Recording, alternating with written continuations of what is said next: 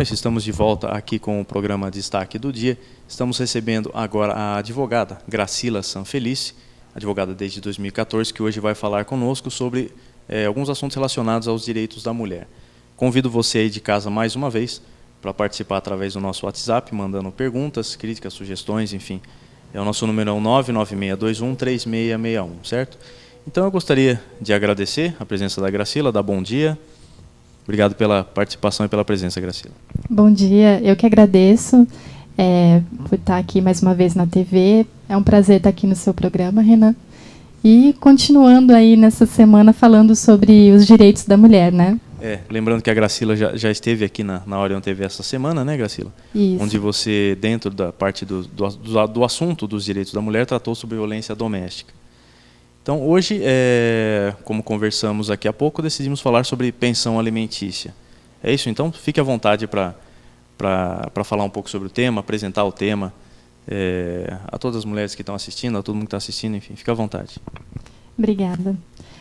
Bom, esse tema é outro que, assim como a violência doméstica, também é um tema bastante discutido. Existem bastante dúvidas em relação aos alimentos, que é a pensão alimentícia, obrigação de prestação alimentícia, esse é o nome jurídico. Existem muitas dúvidas quanto a isso, como entrar, quem pode entrar. Então, eu decidi abordar os principais requisitos para que sejam requeridos alimentos. Então, assim, em primeiro lugar, os alimentos, eles são direito do menor, da criança. Então, o casal tem o filho, o direito aos alimentos é do menor. Às vezes, as mulheres elas não querem entrar com um pedido dessa obrigação alimentícia contra o pai, porque fala, não, eu não preciso disso, eu mesma vou criar o meu filho, não preciso dele. Mas é interessante que as mulheres saibam que é o direito da criança, porque elas vão entrar como representantes, porque a criança, até os 18 anos, então os menores eles têm que ser assistidos, então ela vai acompanhar, ela vai assistir esse menor. Então é importante que ela entre com esse pedido de alimentos. Então esse pedido de alimentos ele pode ser feito tanto no momento do divórcio, né, ou ele pode ser feito separadamente também, posterior ao divórcio. Então, é uma ação que pode ser própria também, requerendo esses alimentos ao genitor, ou ao contrário, né? Se, de repente, a guarda fica com o pai também pode requerer os alimentos da mãe. Né? Na verdade, a criança, mas o pai representando. Você comentou que tem muitas mães que, de repente, não sentem a necessidade de estar pedindo. Isso é um número grande dentro desse universo? Que você considera um percentual grande de mulheres que às vezes têm direito a cobrar a pensão alimentícia e acabam não fazendo? Porque é complicado. O casal, quando ele resolve se separar e eles começam a discutir, quando tem filhos, infelizmente, muitas vezes os filhos eles ficam ali naquele meio. Então, ficam os dois brigando e o filho no meio. Então, eles usam muito a questão do filho. E os alimentos é uma questão assim. Às vezes, o pai ele não quer que essa prestação, que essa obrigação que ele tem com o filho, ele não quer isso documentado. Então, ele fala, não, eu vou ajudar como eu posso ou como eu quero, não precisa entrar na justiça. Às vezes, a mulher se ofende e não quer. Fala, não, então não precisa, eu não preciso do seu dinheiro. Essa questão que é a discussão do casal que acaba afetando no direito da criança. Então, é isso que eu digo que eles têm que separar. A criança tem o direito, ou seja o pai a ser o provedor aí dos alimentos, ou a mãe, mas o direito é da criança. Então, eles precisam ter essa consciência. Não é uma questão humilhante para um dos dois, estou pedindo dinheiro para o outro. Não é para ele, é a criança pedindo. Porque a criança ainda não trabalha. Então, a criança ela precisa se sustentar. Então, é o pai e a mãe que deve fazer esse papel, né? E a pensão alimentícia, até que idade do filho ela deve ser oferecida, né, pelo pai ou às vezes até pela mãe, como você comentou? E qual o encargo que acontece se a pessoa Se ela tiver que pagar a pensão alimentícia e não fizer, enfim, qual a responsabilidade da pessoa que não cumprir com a pensão alimentícia? Essa questão da idade é bem interessante definir, porque para pedir os alimentos judicialmente é até os 18 anos. Mas o próprio Código Civil, ele estabelece alguns critérios que a pensão alimentícia, assim, fazendo uma parte aqui, porque a gente está falando de menores, né? Mas o Código Civil, ele permite que seja requerido alimentos de qualquer pessoa que esteja em dificuldades, que esteja numa situação degradante, sem condições de se sustentar. Ele pode requerer os alimentos contra qualquer pessoa da família, normalmente os parentes mais próximos. Então, isso existe no Código Civil. Então, eu estou falando isso porque, às vezes, a própria criança, quando ela passa dos 18, que ela não é mais criança nem adolescente, passou dos 18, às vezes me procuram e me perguntam, mas e agora? Eu preciso, né, de repente a mãe morreu, né, eu não trabalho ainda, eu preciso. Então, existem alguns institutos que permitem que seja requerido, mas para isso também vai ser preciso analisar, porque cada caso é um caso, o juiz vai ter que ver se realmente há essa necessidade, né, se for uma pessoa que, de repente, tenha outros parentes para suprir as necessidades dela, ou que ela já trabalha e não tem mais. Mas, se for alguém passando por extrema necessidade, pode sim requerer esses alimentos. Outra coisa interessante é que a lei também permite que, caso a mãe ou o pai não entre com esse pedido de alimentos enquanto ela ainda deveria ser assistida até os 18 anos, ela tem o direito de requerer esses alimentos contra aquele genitor que não o fez. Isso, lógico, que eu pelo menos nunca vi, é muito difícil acontecer, mas a lei permite. Então, é por isso que eu sempre oriento. Eu digo que, se o direito é de outro, o direito alheio, você tem o dever de estar ali acompanhando. Então, é importante que assim o faça para não acontecer algo assim. Tá certo, são informações importantes aí que a doutora Gracila está passando para a gente. E sobre aquela questão que eu comentei, das penalidades que podem ser, as penalidades podem ser impostas, né, para quem não cumprir o pagamento da pensão alimentícia. Isso, inclusive, houve uma alteração muito recente, porque essas penalidades, elas serão definidas em um procedimento à parte. Existe, então, o pedido de alimentos, né, que vai obrigar o outro a essa prestação alimentícia, e caso ele não cumpra esse dever, então entra a execução de alimentos. Essa execução de alimentos, até recentemente, ela poderia ser dada entrada nessa execução com 3 meses de atraso. Então, isso já é um pouco comum as pessoas saberem, porque acontece muito, aparece muito na TV pessoas famosas, artistas, que não pagavam a pensão e acabavam sendo presos. Mas tinha que se esperar os 3 meses. Hoje em dia, não. Com 1 mês do atraso dessa dívida de prestação alimentícia, a mãe, representando o filho, já pode executar essa dívida, no caso, e pode, inclusive, pedir a prisão civil. Porque o único caso no Brasil que ainda se pode prender por dívida é a dívida de alimentos. Então, com 1 mês, pode pedir. Se não quiser pedir a prisão, porque achar que é muito, né, de repente, naquela situação, então pode requerer penhora de bens, né, esse tipo de coisa que não a prisão, mas que tem o direito, a partir de 1 mês, de entrar com a execução de alimentos. Então é importante isso para as mães saberem, né, que antes precisaria esperar chegar no 3º mês, hoje não tem mais essa necessidade. A gente estava conversando aqui um pouco fora do ar, você também comentou a questão da guarda compartilhada, que também tem muito a ver com a questão da pensão, algumas dúvidas que existem nesse sentido. Sim, a guarda compartilhada, hoje em dia, o maior entendimento entre os promotores, entre os juízes, é que ocorra a guarda compartilhada.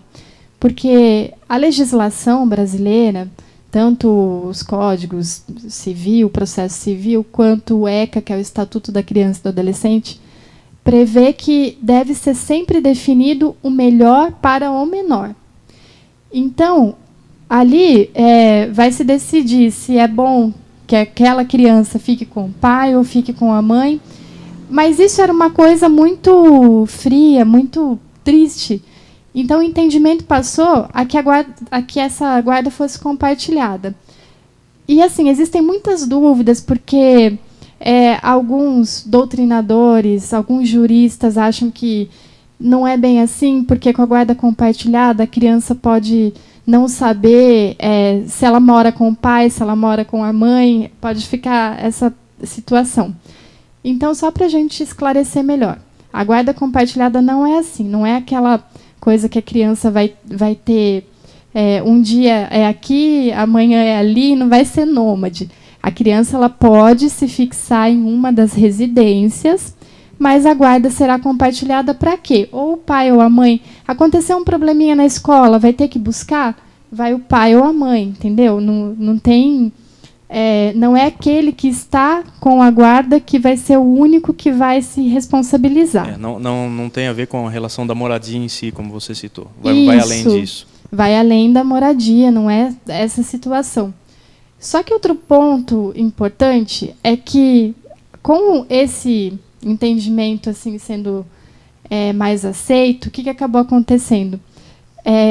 Aquele que deveria prestar a obrigação de alimentos, ele acaba requerendo a guarda compartilhada, porque ele pensa, a criança vai ficar comigo também, né?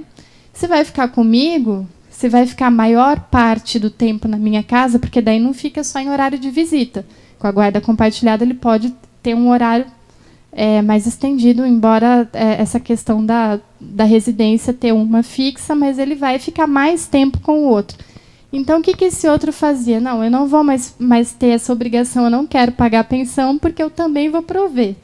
Mas não é bem assim também. Não é porque existe a guarda compartilhada que não exista mais a obrigação da prestação alimentícia. Uma coisa é uma coisa, outra coisa é outra coisa. Mesmo com a guarda compartilhada, ainda existe a obrigação da prestação alimentícia. Isso é muito importante para as pessoas saberem. Sim, está certo.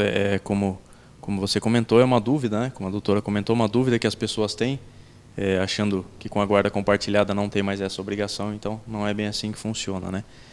Gostaria de pedir para a doutora ficar à vontade para falar outros pontos que acha importante sobre essa questão da pensão alimentícia e também divulgar como é que as pessoas podem fazer para buscar mais informações, para ter contato com você, o seu escritório, enfim. Pode ficar à vontade para divulgar. Obrigada pelo espaço, né? Quem quiser maiores detalhes ou conversar comigo sobre alimentos, sobre qualquer outro assunto, me encontra em Cerquilho. Meu escritório fica na Rua das Paineiras, número 165, no centro. E o telefone de lá é 3284-4750. Vou passar também o meu telefone celular, que é o WhatsApp, que é o 15-99756-9833. Então, também pode me procurar aí, mandar mensagem, ou ligar, marcar uma consulta, que será muito bem recebido e espero poder também esclarecer maiores dúvidas que possam surgir. E quanto aos alimentos, é isso. Então, assim, os pontos que eu acho importante definir.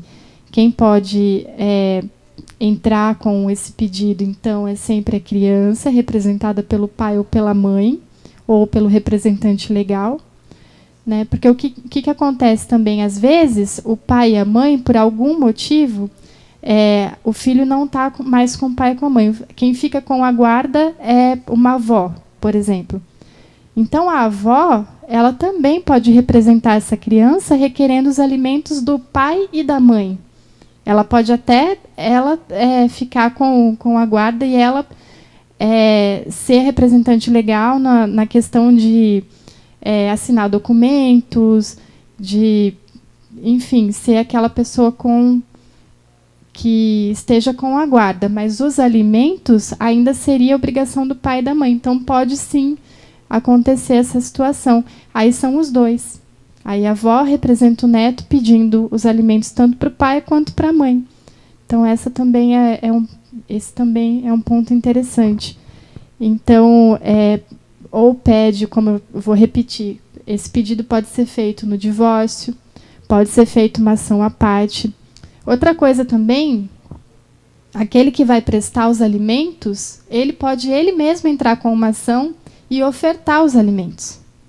Né? O pai, ele pode entrar com um pedido, porque tudo é para regularizar. Porque o que acontece? Às vezes eu atendo pessoas que já existe essa situação, né? Depois da separação, o pai ou a mãe ele já cumpre com essa obrigação, mas não está regulamentado. Então, o interessante é que esteja regulamentado. Então, quando é assim, na maioria das vezes, o próprio pai, como ele já está fazendo, ele procura a justiça para regularizar a situação e ofertar os alimentos. Assim já fica homologado pelo juízo que já está acontecendo naquela situação. Outra coisa também, as pessoas não sabem o momento de cessar a obrigação. Né? Então, às vezes, pensa assim, não, o filho completou 18 anos, não vou mais precisar pagar. Aí, daqui a pouco, está sendo preso. Por que isso acontece? Porque completou 18 anos, o único meio de cessar essa obrigação é através de outra ação que chama exoneração de alimentos. Então, se o pai ele paga os alimentos, fez 18 anos, se ele não quiser continuar, entra com esse pedido de exoneração de alimentos. Né?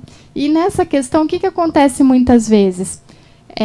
Aí o filho ele pede uma extensão da obrigação quando, por exemplo, ele entra numa faculdade.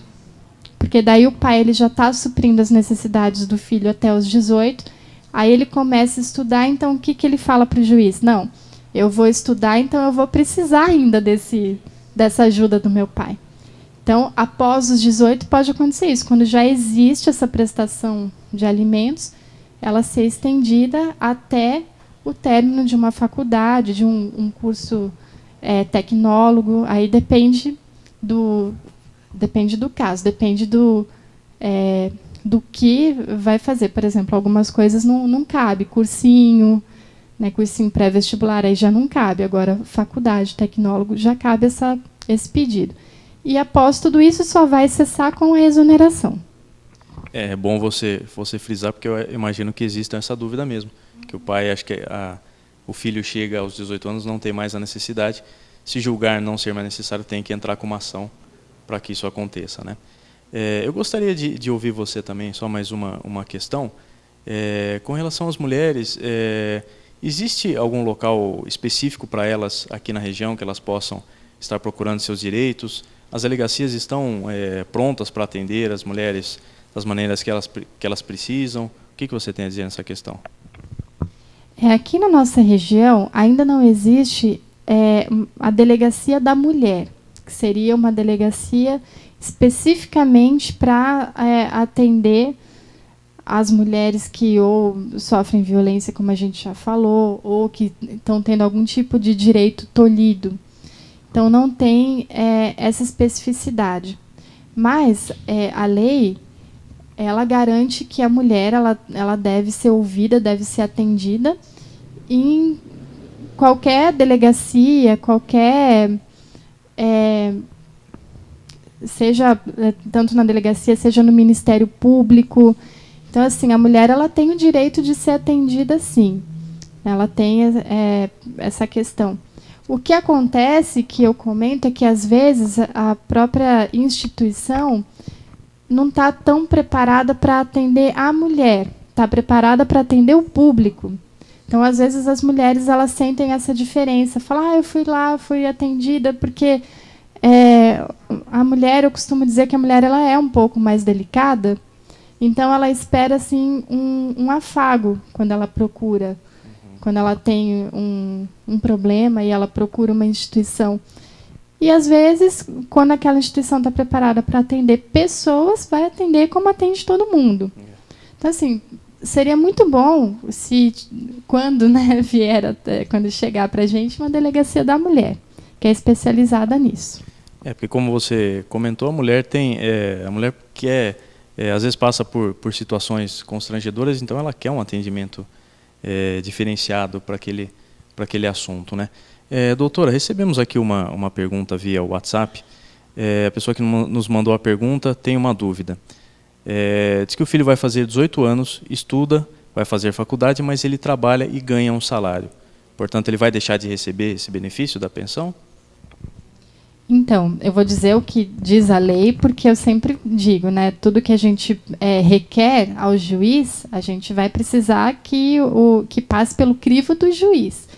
Então, assim, o que a lei diz é que, independentemente dele estar trabalhando ou não, ele pode requerer que se prossiga aí essa prestação de alimentícia aí do pai até o momento que ele terminar o curso.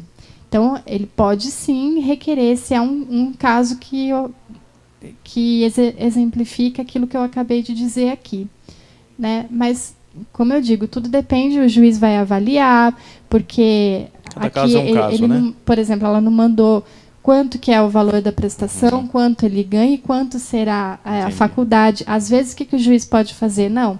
De repente, ele trabalha num lugar que ele ganha muito bem e a mensalidade não seja tão alta, e o pai também, de repente, não tenha um ganho muito alto, então o juiz pode falar, não, então vamos fazer o seguinte, ele vai pagar 50% da mensalidade da faculdade? Pode acontecer, né? Porque esse tipo de caso, o juiz analisa cada caso um caso, mas o direito existe sim. Certo, doutora. Então, eu gostaria de agradecer muito a sua presença.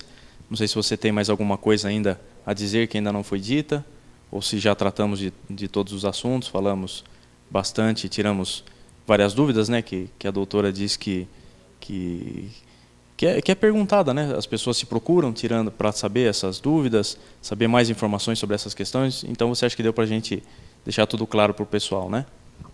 Espero que sim. Pelo menos os pontos mais críticos esses, né? dessa questão, espero que tenha ficado definido. Mas é um assunto muito amplo, não dá para tratar tudo em um dia só. Exatamente. Mas eu agradeço aqui a oportunidade de poder auxiliar, né, pelo menos um pouco aí, porque para mim o direito da mulher é muito importante.